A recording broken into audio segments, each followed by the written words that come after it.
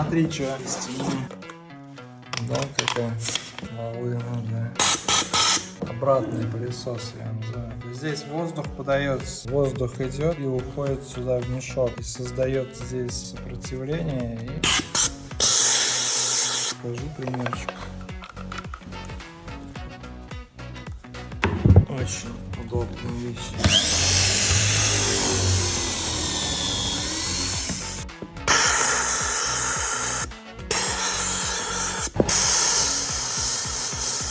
Если кто-то соберется его брать в машине, коврики пылесосить или там еще куда-то, тяга у него не очень большая. Пыль какую-то собрать, опилки нормально.